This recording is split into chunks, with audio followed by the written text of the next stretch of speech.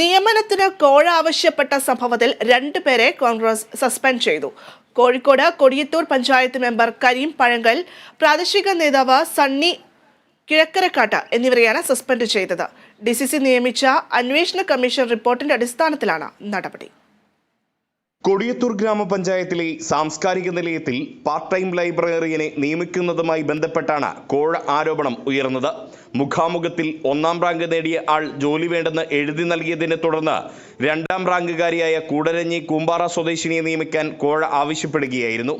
കോഴയെക്കുറിച്ച് പ്രാദേശിക കോൺഗ്രസ് നേതാവായ സണ്ണി കിഴക്കരക്കാട്ടിലിനോട് കൊടിയത്തൂർ ഗ്രാമപഞ്ചായത്ത് 7ാം വാർഡ് മെമ്പറായ കരീം പഴങ്കൽ സംസാരിക്കുന്നതിന്റെ ഫോൺ ശബ്ദരേഖ പുറത്തു വന്നിരുന്നു. ഇത് കേരള വിഷൻ ന്യൂസ് ഉൾപ്പെടെ സംപ്രേഷണം ചെയ്തിരുന്നു. എനിക്ക് വേണ്ട, നിങ്ങൾക്കുള്ളത് എന്റെ അയൽവക്കത്തുള്ള പരിപാടിക്ക് പറഞ്ഞ ഉദ്ദേശം. അപ്പൊ ഞാൻ ആ രീതി സംസാരിച്ച് നോക്കട്ടെ കേട്ടോ. എന്നാ അവള് പറയുന്നതെന്ന് അതിനുള്ള പാർട്ടിക്കാരാണ്. അവർക്ക് പൈസക്കുള്ള ആക്കമൊന്നുമില്ല. പാല് വിറ്റ് ജീവിക്കുന്ന പിള്ളേരാ. എന്തെങ്കിലും ഇതൊരു സ്ഥിരം ജോലിയല്ലേ? 2 മണിക്കൂറിന് 12,000 രൂപ പഞ്ചായത്തിന് കൊടുക്കല്ലേ?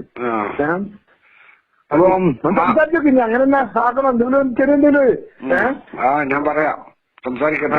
അതിന് വൈകുന്നേരത്തേക്ക് നിങ്ങൾ വിവരം തരണം. ആയിക്കോട്ടെ കേട്ടോ. ഓക്കെ.